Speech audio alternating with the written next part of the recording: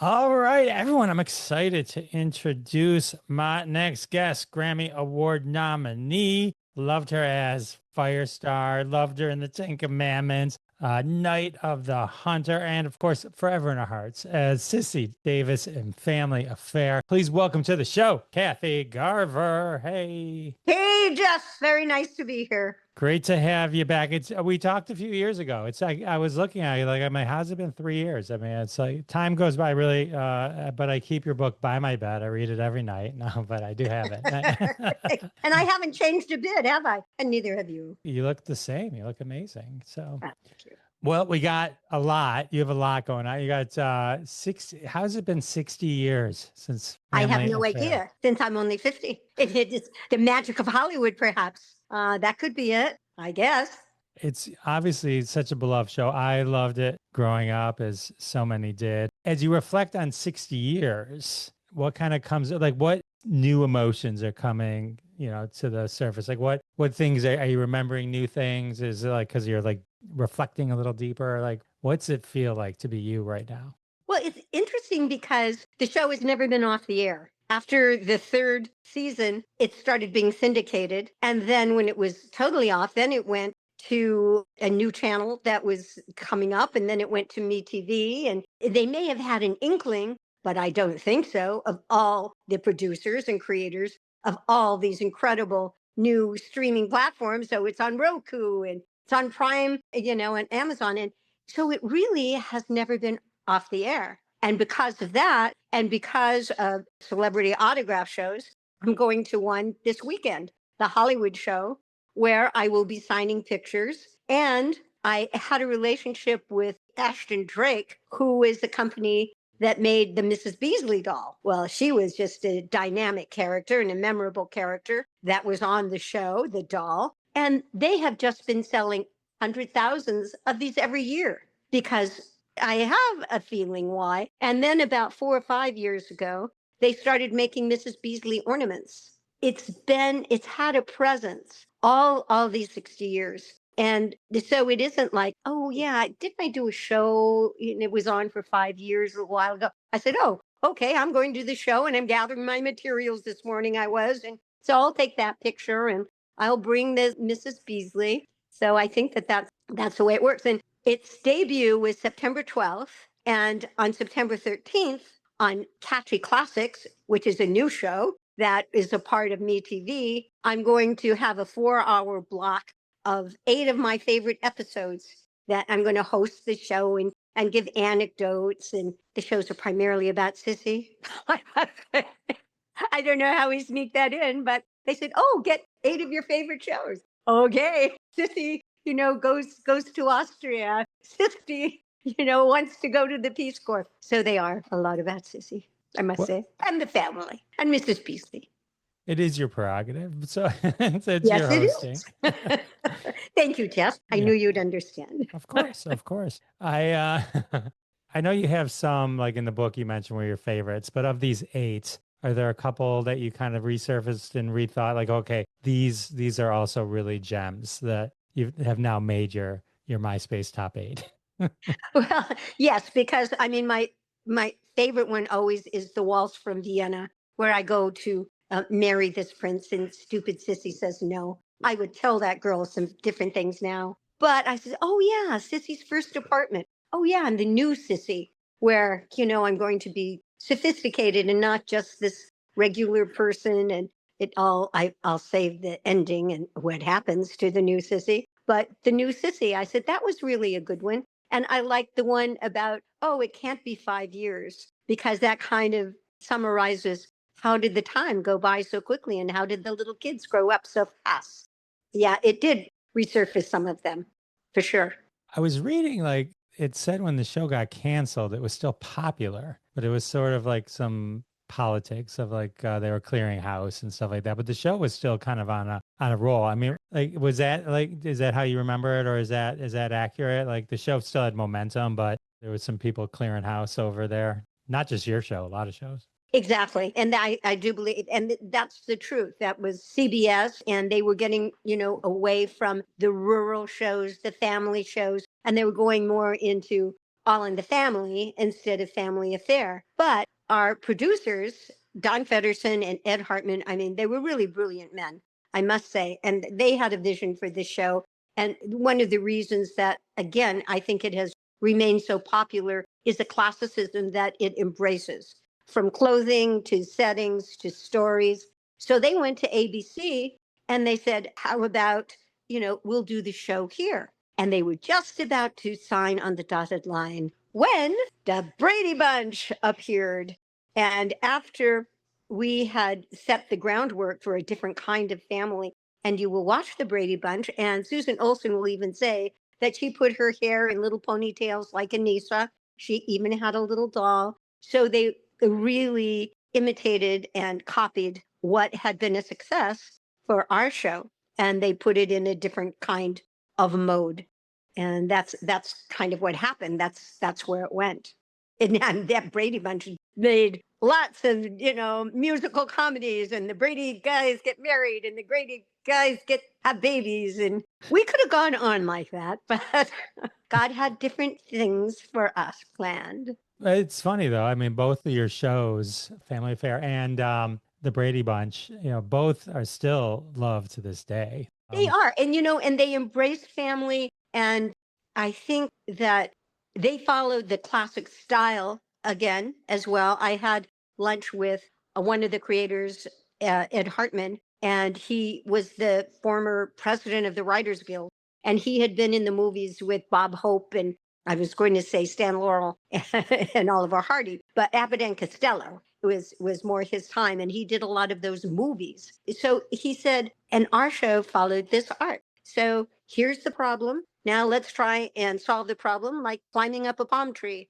Then you get to the top of the palm tree, you look around and you say, oh, okay, we did it. And then fall, and then you slide down the denouement and everybody is happy, or it may not everybody be happy, but it's solved. And there's a little moral, at the end. So that kind of a classic story endures. And I think that the Brady Bunch, that was too, one of the girls, didn't have a date and what she's going to do, and we'll help you out.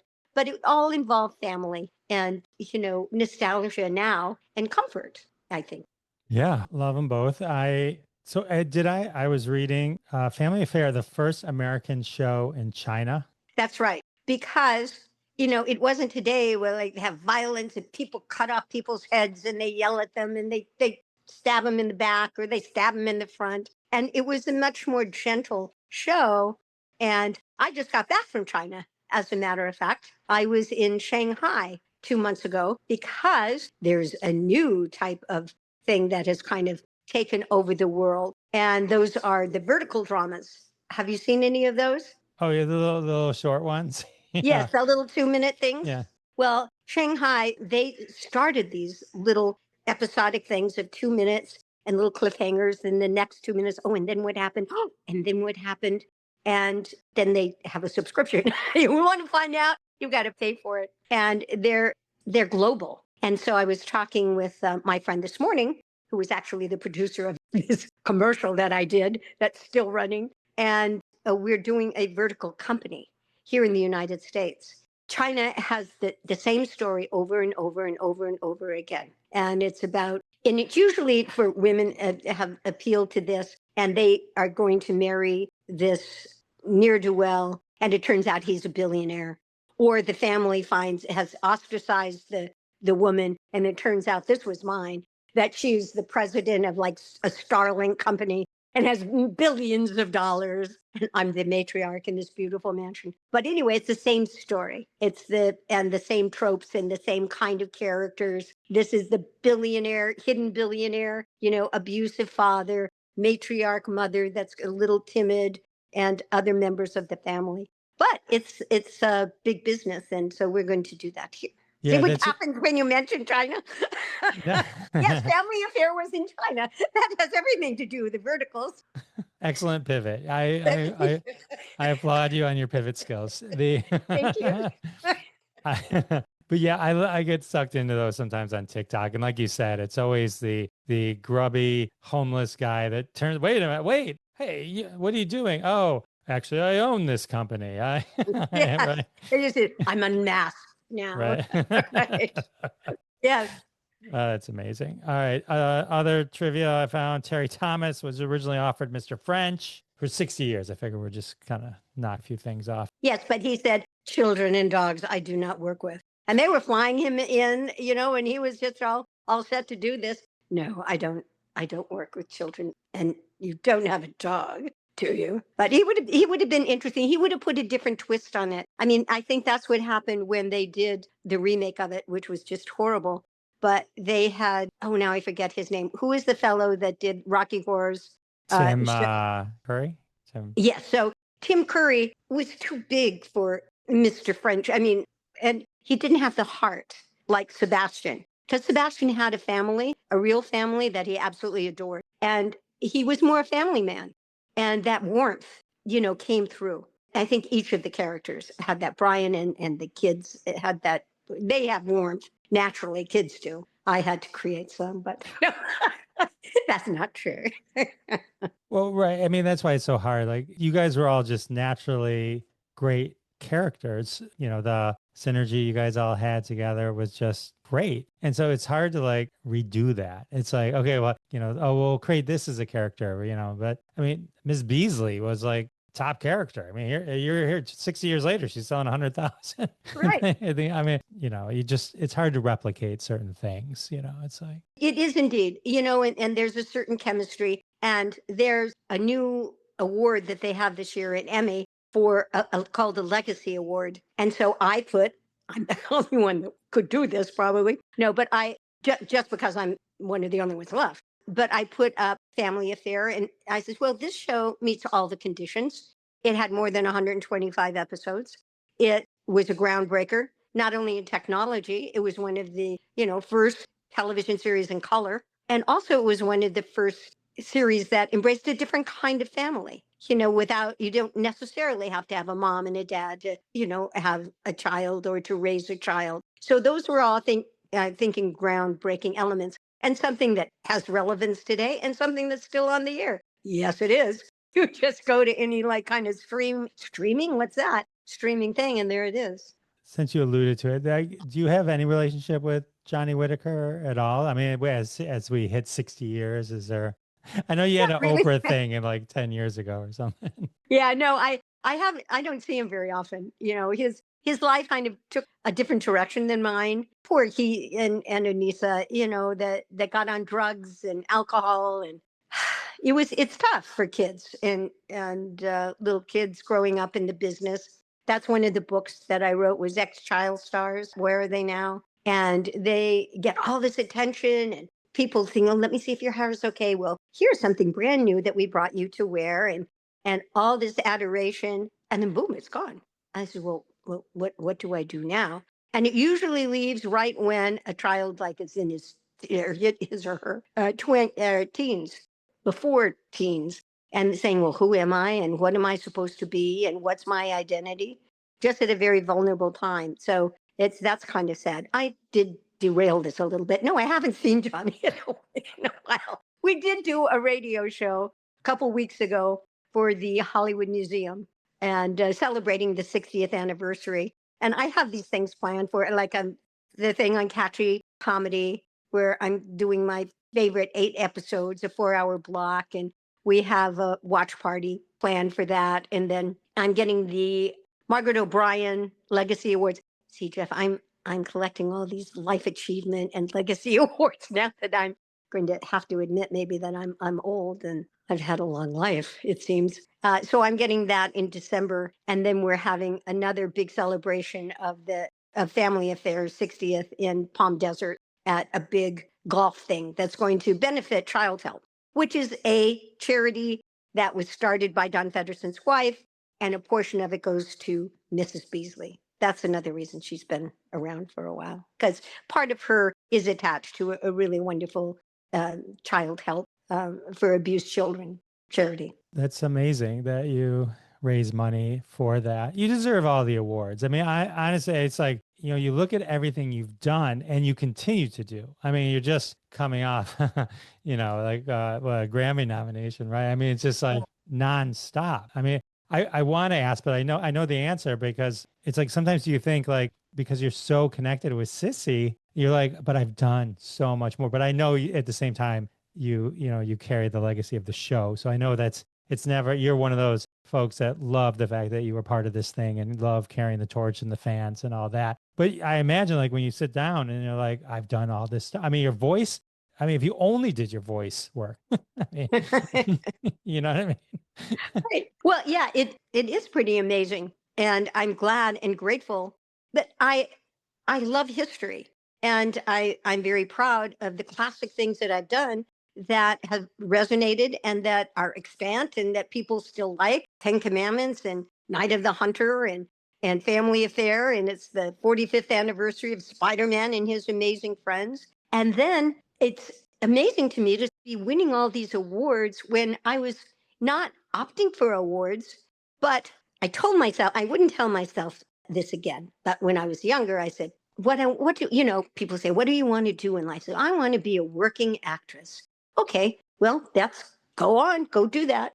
I should have said, I think I want to be a star. If I had made that more clear to the powers that be, I probably would have had a more straight direction. But when I look back, I said, it just suits my personality to be a Sagittarian that I like to do a lot of things. So I love being on the stage and doing My Fair Lady. And I love winning an award, a Grammy award, no less, since I'm off key, I sing, for doing the best audiobook. And that's tough because there's 100,000 audiobooks and then they break it down to 900 and then you're up in the top 5. I would have gotten it except for the Dalai Lama. I mean, it's hard to beat that Buddha. I mean, so yeah, as you say, a voiceover career, I could have just settled on doing a voiceover career. But I also like to pay the mortgage. And if you do a voiceover and then you say, oh, well, now what's next? And then you do a great movie role and then it's over. And he says, well, what am I supposed to do? Twiddle the thumbs. I do like decorating my house, but, and I have a child who never left home and at 35 is still here and invited his girlfriend to come live with us 14 years ago. So I have them that I have to not manage, but oversee on occasion. But I like to be busy. And I think that everybody has their own mission. God gives you, like you, Jeff, something that you are just compelled, I think sometimes, or what you do, what you want to do. And if you're not, maybe you say, well, maybe I've done that, but now I have an instinct to do something else. But I just think you should listen to, where you are at that particular time. Who said that? I don't know. Wise words, wise words. So, all right, so 45 years Firestar. Wasn't Brian Keith Uncle Ben? Yes, don't you love it? Yeah, I love that connection that he was in. And John Forsythe was also in one of the Spider-Man and His Amazing Friends. And he was shooting a show right across the street from us, a family show that it didn't quite last as long as Family Affair. But it was nice having those connections. Speaking of connections, so like one of your early roles was The Crusader, starring Brian Keith, right? Like about 10 years before Family Affair. And then The Millionaire, that's Don Feddersen. So you had some like cross paths. And then there was, so I think I had it written down Edward Horton too, from a writer. Yeah, Ed Hartman. Ed Hartman, yeah. Yeah, so it's like it's interesting. Like you look back in the little threads and where people kind of cross over. Yes, that was my book, Surviving Sissy. The fabric of my life with all of these threads, and you don't think that they're going to lead anywhere, and they sometimes prick your finger. And I say, oh, well, maybe I'll start over again. On that one. That's I think kind of interesting when you get a little older. You want to have some interests along the way. And you say, oh, yeah, that was an inkling. Maybe I should have paid more attention to it. Or maybe I shouldn't. Maybe that just happened and tucked it away. And then I didn't even remember that I had all of those precursors to people I was going to work with or that they would make such a big impression. That's why you have to be nice to everybody. Exactly. So random, your voiceover, you've done the original you've done Ghostbusters, some animated Ghostbusters, but more interestingly, you were in an episode of The Ghostbusters, which if anyone who's watched, it's a great show on Netflix. This is the only reason I know this existed. the movies that made us or something like that. And there was a Ghostbusters one. And this is the movie or the TV show, The Ghostbusters, 3 words, not Ghostbusters like Dan Aykroyd, 1 word, where this almost prevented them from using that name because this existed. Oh, that's an interesting little piece of trivia. And it was so much fun working with those guys. They were from F Troop. And I forget their names right now. One of them actually asked me out and wanted to have the other one be a beard. I says, well, what does that even mean? Because the one was married but he wanted to go out with me and have this other guy pretend that he was my escort. But I thought there was something fishy about that. I didn't go. I was very young. Larry Do you remember who? Forrest Tucker? Yes, Larry Storch, and who is the big guy? Forrest Tucker? Yes, Forrest Tucker and Larry Storch. And they were a team. They were so funny. And okay, and what's the fellow that was the fellow that was a guest on the show? He was married to Shirley Jones, and he's the father of Sean Cassidy. Okay, so Cassidy, that's his last name. This is the way when you get a little older, you make a thread. The threads in your life are still going on. You want to keep that fabric together, boy. Don't want any rips in there. So he was a guest star on that particular episode that I did. But he was saying, well, I'm only doing this so I get my insurance from SAG. Like, oh, well, I wouldn't normally do a TV show. But he was good too. I'm just saying that. I'm just kidding around. Of course. All right, let's talk real quick about Elvis, Rocky, and Me, the Carol Connors story. This is you did the audiobook. This is where you're Grammy nominated, where the Dalai Lama swooped in at the last second and stole your glory. Come on. Right. Yes. Well, I won about 4 or 5 Audie Awards, which those are supposed to be the Oscars of the audiobook world. So I've done about 80 audiobooks, and I have written 6 books. And so 3 of those books were published by Bear Manor Media, Ben Omart. And he asked me if I would do the audiobooks for some of the books that he had published.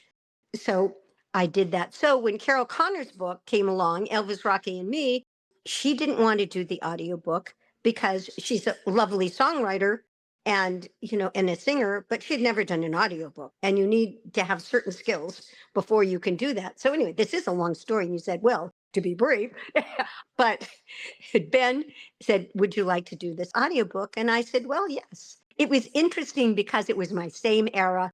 We're about the same size. We had the same interest. Well, she was a little wilder than I was, but I understood it. And I said, oh, wow, is that what happened? Ooh, is that what happened? So I was very interested to see even further. Like I had gone up to Hefner's place, but I, sat just kind of looking around and having a glass of wine of all these antics that were going on. But she actually got into doing all the antics. But so it was interesting for me to read. I enjoyed reading it. Our voices are similar and our stature is similar.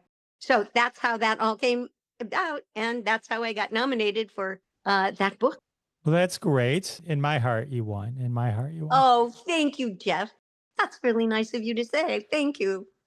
I have a medallion and I have a certificate. Amazing. I mean, I might change my tune if the Dalai Lama comes on my podcast, but until then, you're number 1. I will keep you in my heart until then. Romancing with the Stars, yet another Kathy Garver book. Tell me about that. Tell me about this new awesome, you dive into romance of stars. Well, yes, I have a friend who I met at one of the autograph shows, Doug Hartline, who was very interested in classic TV and classic movies. And he was a romantic. Like he's been married 45 years. I was married 44 years until my husband passed away just 6 months ago. And so he said, I'd like to write a book about long-term relationships in Hollywood. And I said, well, that sounds interesting. He hadn't written a book. I'd written 6. And I thought it was going to be a very short book. Wrote, relationships in Hollywood. How long could that be? Turns out it's like 460 pages. And we have 27 couples that we interviewed. And we give their bio and the questions were, what was your most romantic place and your most romantic moments? And this goes from Frankie Avalon, that's been married for 60 years, and Alison Arngrim, She was, those are the things. She's only been married 25. Frank is 60. And then what makes it interesting and gives it a little twist, Doug had been all over the world and he loved to travel with his wife. So what we did is put like a little travel guide as to how you can duplicate the romantic places that the celebrities went to and what their most romantic moment was.